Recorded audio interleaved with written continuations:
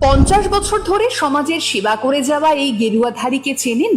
তার জীবন কাহিনী আর আত্মত্যাগ না জানাটাই বোধ হয় আমাদের কাছে বড্ড লজ্জার।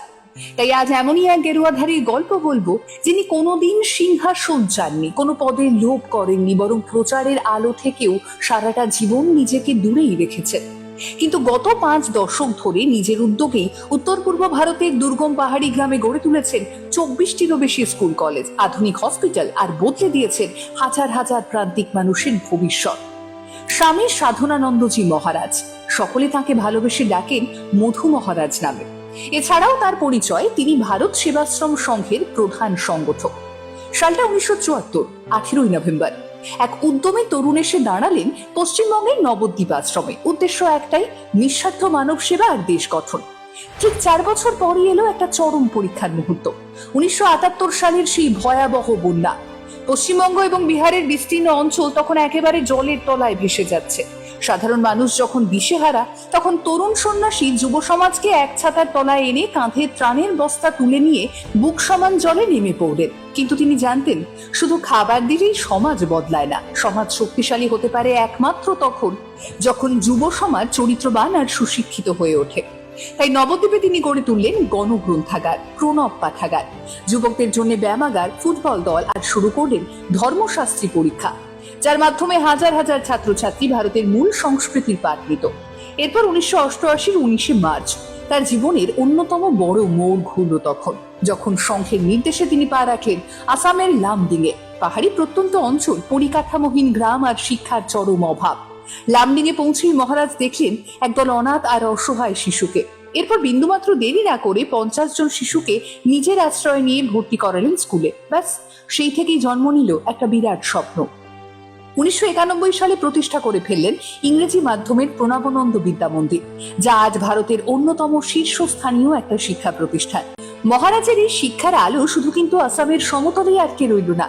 কার্বি আংলং, ডিমা হাসাও, তিনসুকিয়া, শিলচর থেকে শুরু করে অরুণাচল প্রদেশের দুর্গম পাক্কে কেসাং, যেখানে যোগাযোগ ব্যবস্থা প্রায় নেই বললেই চলে, সেখানে মহারাজ তৈরি করে ফেললেন বিদ্যালয়। আদিবাসী মেয়েদের জন্য সম্পূর্ণ বিনামূল্যেই গঠিত হলো বালিকা ছাত্রাবাস। অর্থাভাবে পিছিয়ে পড়া পরিবারের সন্তানদের জন্য তিনি আবাসিক ব্যবস্থা করলেন, যাতে অর্থের অভাবে কোনো মেধাবী শিশুর স্বপ্ন অঙ্কুরেই নষ্ট না হয়ে যায়। না, তিনি কখনো প্রশ্ন করতেন না যে শিশুর পড়ার খরচ দেওয়ার ক্ষমতা আছে কিনা, বরং পরখ করতেন শিশুটি শিক্ষার সুযোগ পাওয়ার অধিকার রাখে কিনা। এর পাশাপাশি আজকের যুগের সঙ্গে তাল মেলাতে গুয়াহাটি, ইটানগর, লামডিং সহ বহু জায়গায় প্রতিষ্ঠা করেছেন প্রণবানন্দ কম্পিউটার ইনস্টিটিউট। দুস্থ মানুষদের যখন চিকিৎসার প্রয়োজন হয়েছে, তখনও নীরবে থাকেননি কিন্তু তিনি। গুয়াহাটির জ্যোতিকুচিতে গড়ে তুলেছেন 100 শয্যার মালতী সেন মেমোরিয়াল হসপিটাল। কাছাড়ের কাবুগঞ্জে তৈরি হচ্ছে আরো একটি হসপিটাল, আর সেই সঙ্গে প্রত্যন্ত এলাকায় চালু হয়েছে ভ্রাম্যমাণ অ্যাম্বুলেন্স এবং বিনামূল্যে চিকিৎসা সেবা। শিলচরে বৃদ্ধাশ্রম প্রতিষ্ঠা এবং নগাঁওয়ে অসহায় ও প্রবীণদের জন্য বিনামূল্যে থাকা চিকিৎসার ব্যবস্থা করা। বিভিন্ন চা বাগান অঞ্চলে ধর্মান্তর রোধে সচেতনতা এবং সামাজিক উদ্যোগ গ্রহণ করা। হিন্দু সমাজকে ঐক্যবদ্ধ করার লক্ষ্যে বিভিন্ন কার্যক্রম পরিচালনা করা। আসামের বরাক উপত্যকায় যুবকদের জন্য ব্যায়ামাগার প্রতিষ্ঠা করা। আর পাশাপাশি প্রতি বছর প্রায় 1000 ইউনিট রক্তদানের ব্যবস্থা করা এবং যুব সমাজকে স্বেচ্ছায় রক্তদানে উৎসাহিত করার কাজও করে চলেছেন তিনি। আসলে এমন সন্ন্যাসী তো প্রয়োজন এই দেশের, যার কাছে শুধু ধর্ম নয়, মানব ধর্ম সমান গুরুত্বপূর্ণ। উত্তর পূর্ব ভারতের বুকে যখনই কোনো সংঘাত বা প্রাকৃতিক বিপর্যয় নেমে এসেছে, 2005-এর কার্বি ডিমাসা সংঘর্ষ হোক কিংবা প্রতি বছরের ভয়াবহ বন্যা, গেরুয়া পোশাক পরা এই মানুষটা সবার আগে এই ত্রাণ ভালোবাসা নিয়ে বিপন্ন মানুষের পাশে দাঁড়িয়েছেন। সমাজকে এক সুতোয় বাঁধতে তিনি উত্তর পূর্বাঞ্চলে তৈরি করেছেন 500-রও বেশি মিলন মন্দির। তরুণদের নিয়ে গঠন করেছেন রক্ষী দল, যারা কিনা রক্তদান থেকে শুরু করে সমাজের সুরক্ষাতেও নিঃস্বার্থভাবে কাজ করে চলেছে। পাশাপাশি নীরবে কাজ করে যাওয়া সমাজসেবী মানুষদের সম্মান জানাতে চালু করেছেন মানবরত্ন পুরস্কার।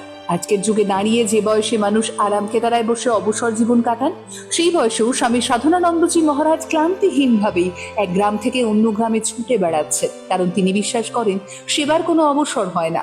ভারত সেবাশ্রম সংঘের প্রতিষ্ঠাতা শ্রীমৎ স্বামী প্রণবানন্দজি মহারাজের সেই অমর আদর্শকে যিনি নিজের জীবনের প্রতিটা পদক্ষেপেই সত্যি করে তুলেছেন, সেই মহাপ্রাণ স্বামী সাধনানন্দজি মহারাজকে দ্য বং আনটোল্ডের পরিবার জানায় বিনম্র শ্রদ্ধা এবং শতকোটি প্রণাম।